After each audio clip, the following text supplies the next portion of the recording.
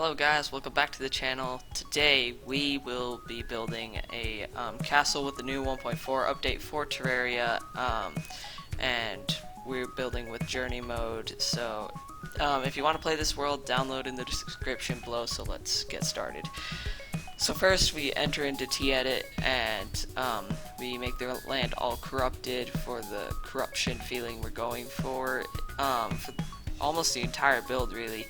And over here I just copy and paste one of the corrupt chasms for an idea that will be crucial to the map later. And I just cut out there and I did a few touches and I set up base for the spawn point as well as beginning to build the gallery.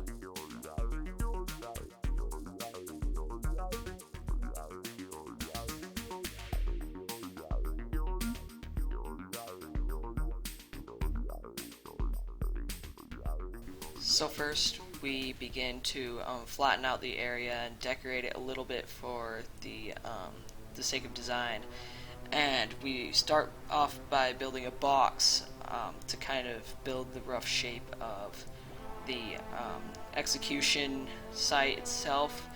And if you've seen my adventure map, you would have seen this design before. I just use copper bricks and crystal blocks, and we build kind of like a girder type of build right here for the gallows support, and crystal blocks in the center, and we hammer them down to make them into slopes.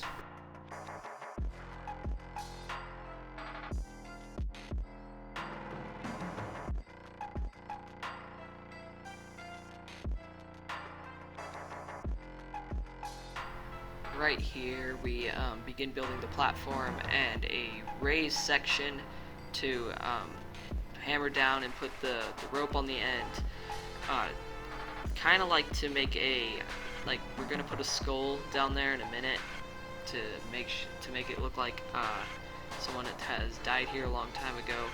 And we begin to build a second one, which has an Eater Souls banner on the end of it, which I coincidentally just got, and we've hammered down skulls at the bottom, and we hung the Eater Souls banner right there to make it look like an Eater Souls was skinned and killed here, just to add some more aesthetic to the creepy vibe we're going for.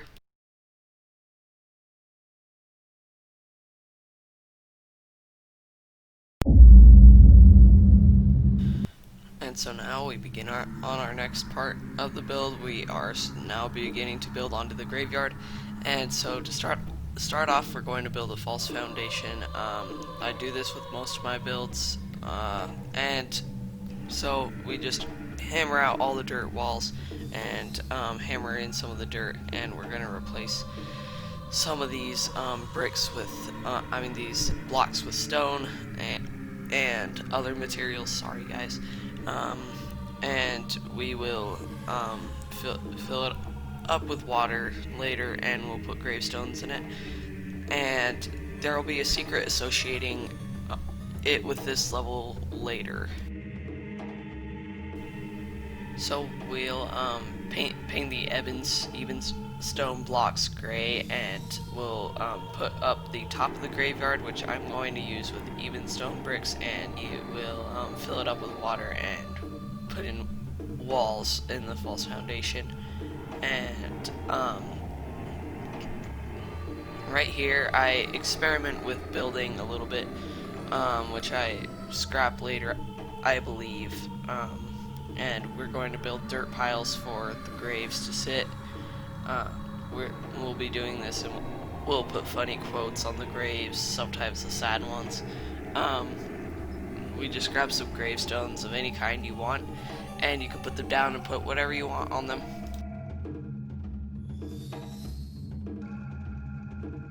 So to build the false foundation in itself, we're going to be placing cave walls, blue stone walls, and even stone walls of any kind, and we'll be painting them mostly gray, and we fill up the bottom with water, and I punch out some holes in the walls to give it some light.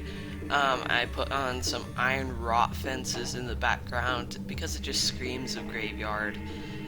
In a second, I'm going to place some floating candles. If you did not know, you could just place ecotech blocks or whatever they're called in the air. They're invisible blocks that can only be seen with Echo Sight, and I'm going to put candles on them to make it look like they're floating, kind of like how you could see on the screen here.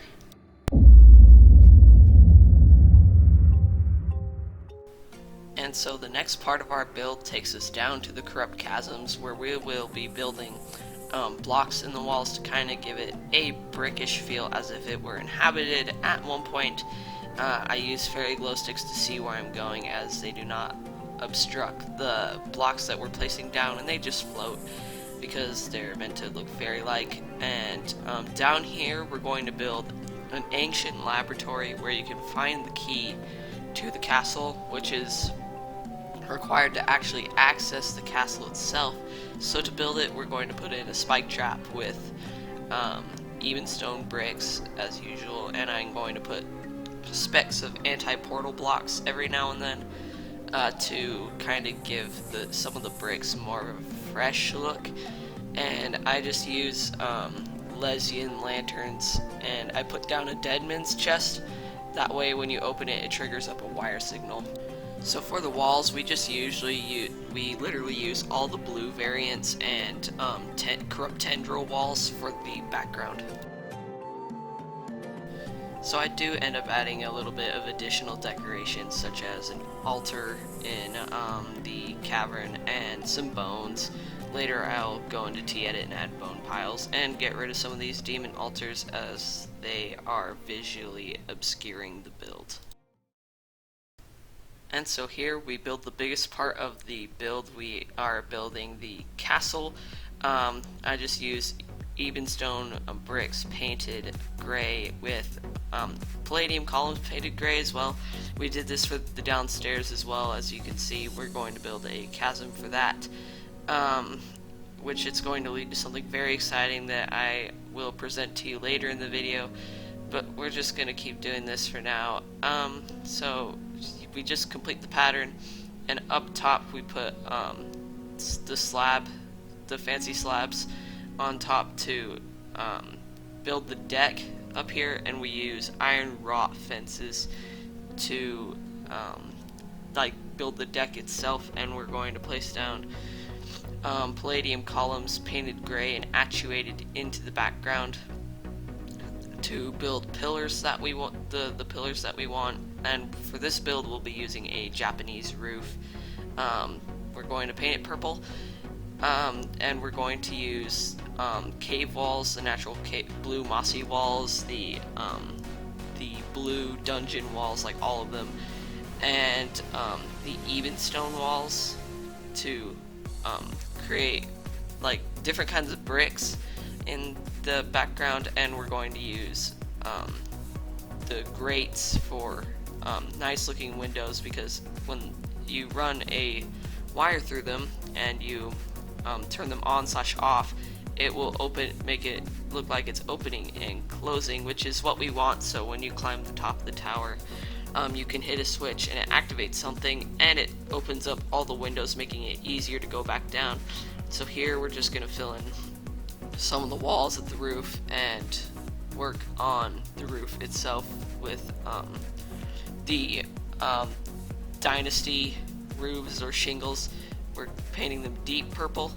As we're going for a corruption build, we are going to want them to be deep purple. So yeah, this is what it looks like. I could not really figure out a way to make the roof look nice right here, so I just tried doing what my gut told me to do, and see how it turned out. It doesn't look bad, but I might improve it later off camera. So we grab back our walls and we continue to fill. And down here, as you'll see in a second, we'll fill down here for walls as well, which we're going to also put grates for windows in for more decoration. So right here, forget everything that I told you about walls. We're going to be filling them with the solar brick walls. I'll tell you about why we're doing this later, and I'm putting in solar platforms with solar candles, and I'm digging a very, very deep hole, not very deep, but just deep in general, and it's going to open up to a chasm. I bet you can see where this is going, but I'm going to let you try and theorize and figure it out before I actually show you what's going on.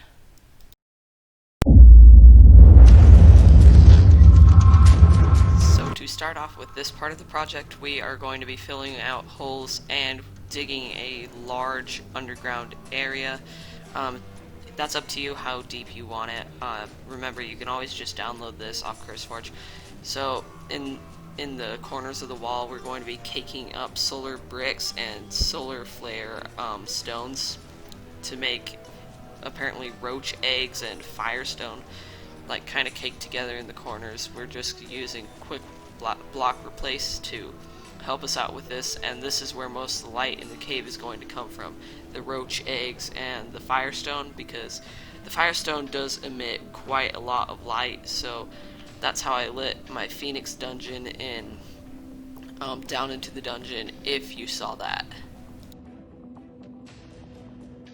So what I just did off camera, I edited it out. I just put in some firestone, like more firestone, and I replaced all the dirt, ebon stone, and everything down here with just classic stone, because there's no way you're seeing that stuff in the underworld. But we're going to build platforms which are part of the castle, and like to kind of give a parkour challenge in case the player does fall down here. So you are forced to escape if you do fall down here. So right here, I'm just building a nice little platform with mostly the copper plating and the dynasty walls. I think it looks quite nice. I really like it like this. I found this kind of by accident. So right here, I put some chains into the wall and lead walls for the background because they look pipey and metallic. And we used lava fall walls in the background to give the lava fall feeling that we're looking for. And I'm going to put pools of lava down here. That's the last thing I do, just in case I made any modifications. And the only sources of unnatural light are these lanterns. And what you have to do here is there's a chain jump challenge, which I know isn't the easiest thing to do, but we're going to make it quite forgiving and make the chains super huge. I did end up testing it right here, as you can see, and I failed miserably. If you would have seen me testing my map, you would have known that I sucked at that too. So that's why I have Phoenix here to help me. So I just fill up the walls with ember walls, smoldering walls, and pretty much every hot wall we can find. So I cut out putting in all the walls, as you can just see them literally right here, and I take up an infinite bucket of lava and lava bombs, and I start throwing them with all my might into the pre-existing lava I just barely put down. And we fill it up a little bit more accurately with the infinite lava bucket, and I do use lava bombs every now and then, but we're just filling up the room with lava, so if you were to fall in, it would be very fatal if you were to get out. And even if you tried to cheese it right here, there's spike traps waiting for you, the sharp ones. And I just put in an otherworldly music box, the hell one, as it sounds really hot. And later I do put in a solar monolith to turn the tiles kind of orangish and make it look even more hot. So here I just use a drill containment unit to make a tunnel all the way back up to the graveyard. This is where the secret of the graveyard comes in. So I really just built a long tunnel underground using dirt walls and the previous walls that we mentioned for this build before.